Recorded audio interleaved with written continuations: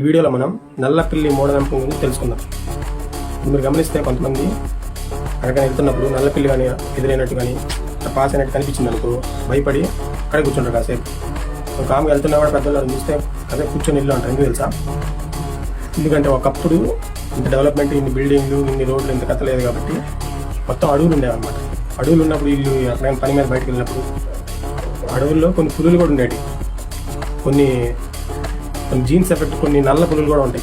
వాటిని ప్యాంథర్స్ అంటే black Panthers. So ఆ నల్ల పులులు కూడా తిరిగేటివి అన్నమాట అడవులు. అవి కొంచెం దూరంలో కనిపించి అట్లా పోతున్నప్పుడు అక్కడ ఆగి కాసేపు వెళ్ళేవాళ్ళు. అవి వెళ్ళిన తర్వాత వెళ్ళేవాళ్ళు అనమాట. అందువల్ల దాన్ని నల్లపిల్లి అనేవాళ్ళు. ఇప్పుడున్న బ్లాక్ ప్యాంథర్, పెద్ద పులి అట్లాంటి పేర్లు అప్పుడు లేవు కాబట్టి నల్లపిల్లి అని పిలిచేవాళ్ళు. అది కాలక్రమేణా కాస్త ఏమైంది, చిన్న పిల్లిని చూసి కూడా భయపడే స్టేజ్కి వచ్చారు జనాలు.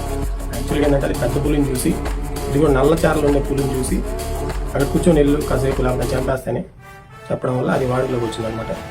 వీళ్ళు కాలక్రమేణా మన డిస్టార్టెడ్ మైండ్ సెట్ ఉంటారు కదా కొంతమంది, బ్లైండ్గా నమ్మేవాళ్ళు. వాళ్ళు ఏం చేశారు, దాన్ని నల్ల పులిని కాస్త నల్ల పిల్లిగా చేస్తారు అనమాట. కాబట్టి మూఢనమ్మకాలని నమ్మద్దు. మన వాళ్ళు చెప్పే ప్రతిదానానికి కూడా ఇలా ఏదో కారణం ఉంటుంది సైంటిఫిక్గా. సో అది తెలుసుకొని మన దేశాన్ని, మన ధర్మాన్ని కాపాడుతున్నాం. ఓకే.